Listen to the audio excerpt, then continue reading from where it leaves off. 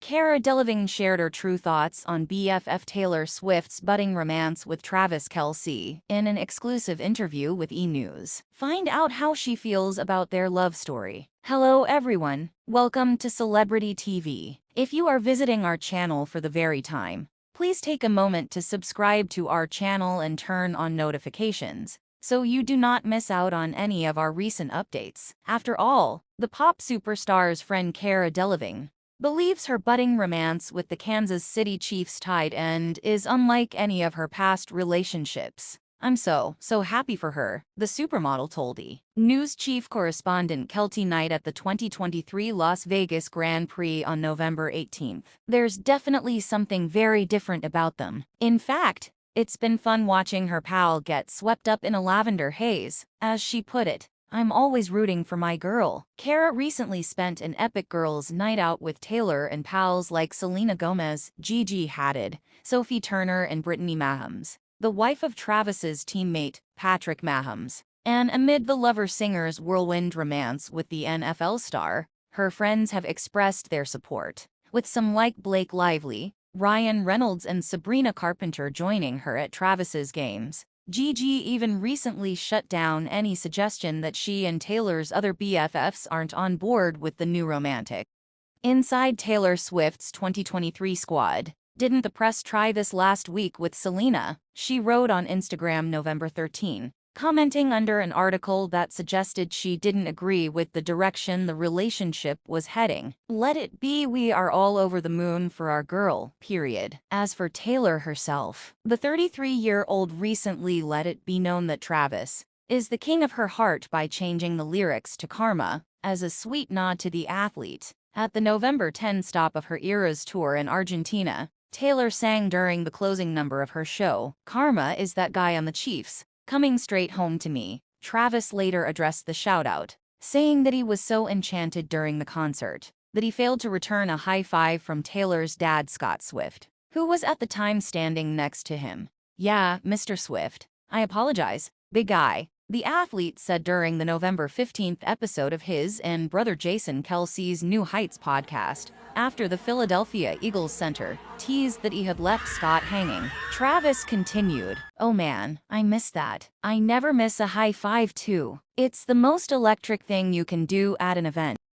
Long before Taylor Swift's attendance at Kansas City Chiefs' September 25th game became one of the definitive pop culture moments of the year, Travis Kelce was an admirer of the Grammy winner. The star tight end's interest in Taylor was first revealed by one of his teammates in a TikTok video posted by the Chiefs in August, before Travis could answer the prompt of who his celebrity crush was when he was growing up. Wide receiver Marquez Valdes-Scantling spilled Taylor Swift. Travis smiled at the camera before holding his finger up to his mustache, saying, "All right now." Plus, Travis was just one of many celebs to attend Taylor's record-breaking Eras tour this summer. But more on that enchanting moment in a bit. While he does have that daydream look in his eyes, especially when he sees Taylor on the big screen at one of his games, Travis stands out a bit when you look back at Taylor's dating history. She is typically attracted to creative types, including actors Joe Alwyn, Jake Gyllenhaal, Taylor Lautner and Tom Hiddleston, and musicians Calvin Harris, John Mayer, Harry Styles, and, most recently, Matt Healy. But perhaps that's why her romance with the lighthearted and cheeky athlete who signed a 4-year deal worth $57 million in 2020 feels like such a refreshing option for Taylor, after her 6-year uber-private relationship with Joe came to an end this past April. Looks like the 8-time Pro Bowler's wishes came true, after he all but manifested his rumored romance with the superstar through sheer will, determination and declarations of infatuation. Travis publicly aired his failed attempt to shoot his shot and talk to Taylor when he attended the Kansas City stop on her Eras tour July 7. As it turns out, he had a special gift for her. He made her a friendship bracelet bearing his number that he hoped to give Taylor. He wouldn't definitely say if it was his jersey number or phone number. Alas, the NFL's best tight end couldn't get past the line of scrimmage that is Taylor's pre-show rituals. "I was disappointed that she doesn't talk before or after her shows, because she has to save her voice for the 44 songs that she sings, Travis shared on the July 26 episode of his New Heights podcast. So I was a little butthurt I didn't get to hand her one of the bracelets I made for her. Despite his claim that he failed to reach the end zone, many fans speculated that the two had been talking, something Travis more or less confirmed during a September 22 appearance on The Pat McAfee Show. "I threw it out there. I threw the ball in her court," he explained. "I told her, I've seen you rock the stage at Arrowhead. You might have to come see me rock the stage at Arrowhead and see which one's a little more lit. We'll see what happens in the near future." Since her breakup with Joe, Taylor has been seen out and about much more frequently, including outings with friends in New York City and jubilant appearances at award shows. But her most talked about appearance, sitting in Travis's suite at the Kansas City Chiefs' September 24 home game against the Chicago Bears. Rather than shy away from the attention, Taylor cheered, screamed, "Let's F-King go," when Travis scored a touchdown and enjoyed beverages and a chicken tender with, as one fan called it, ketchup and seemingly ranch. Like the public, even Travis admitted he was caught off guard by Taylor accepting his invite. "Shout out to Taylor for pulling up. That was pretty ballsy," Travis said during the September 27 episode of the New Heights podcast.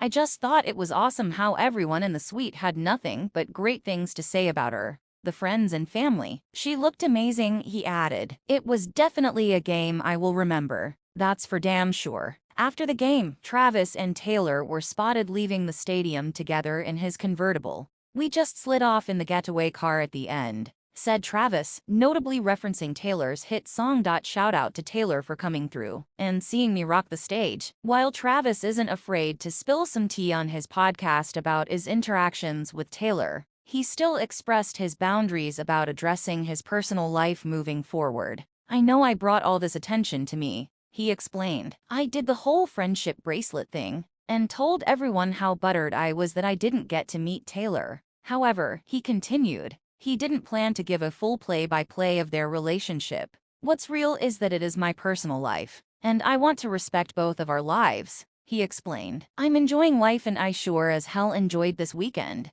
so everything moving forward. I think me talking about sports and saying all right nah will have to be where I keep it." But that doesn't mean he wasn't willing to respectfully call out the NFL for not exactly being delicate with their coverage of Taylor's recent interest in football. "They're overdoing it a little bit for sure, especially my situation," he said during the October 4 episode of New Heights. "But I think they're just trying to have fun with it." Like Taylor, who is close with her parents, particularly her mother Andrea, Travis hails from a tight-knit fam, including his parents Ed and Donna Kelsey.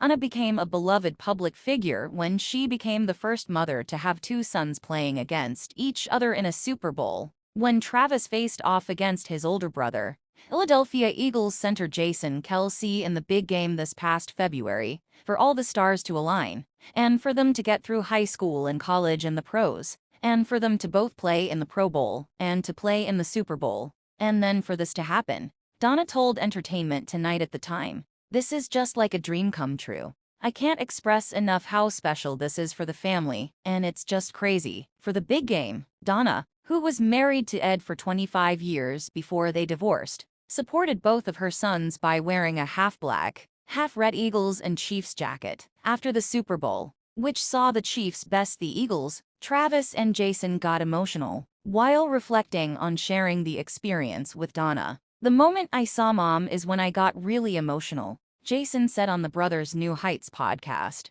"It was so awesome. She was on top of the world for a week. She was the heavyweight champ, man," Travis added. "She was on top of it, and she shined the." Like Taylor and her younger brother Austin, Travis has a special bond with his older brother Jason, who inspired him to play football. In addition to their impressive careers as NFL players, Travis and Jason launched their podcast New Heights in September 2022. A project that has only strengthened their relationship. What this did was gave us a scheduled 2 to 3 hour window where we have to talk to each other, and we have to talk about what we're going through throughout the week and throughout the games, Travis told NBC Sports in February. "It's almost been like therapy." Man, sure. The pair technically never met until this year, But there have been a few invisible strings tying them together. Taylor and Travis both count Miles Teller as a friend, with the Top Gun Maverick star and his wife Kelly Sperry even being recruited by Taylor to star in the music video for I Bet You Think About Me off-read Taylor's version in 2021. Travis, meanwhile, joined Miles and Chiefs quarterback Patrick Mahomes for golfing practice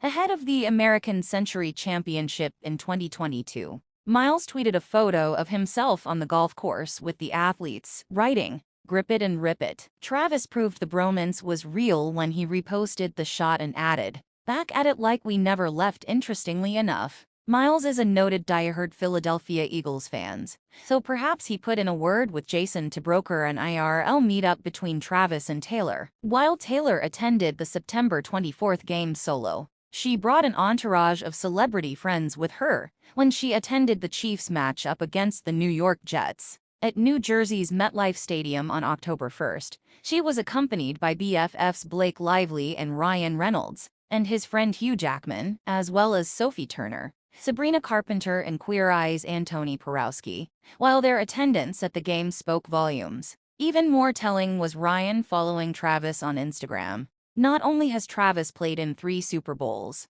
winning 2 of them NBD, but he's also hosted Saturday Night Live, so you know he can handle intense spotlight with ease. That may seem trivial, but Taylor has penned several songs regarding her fear. Her level of fame could prove to be too much for her romantic partner to handle. See Peace and the Archer. It all depends who you're with, Taylor said in. If they have a serious issue with it, I guess you'll hide or whatever, but I don't really like that, because it makes me feel like I'm running from the law or something. I don't want to feel like a fugitive. Like, oh my god, we're having a relationship. Better hide. I feel like if you can be in a relationship and have it seem normal, that would be good. We have come to the end of this tattle. Thanks for watching straight up to the end. Stay tuned for more updates.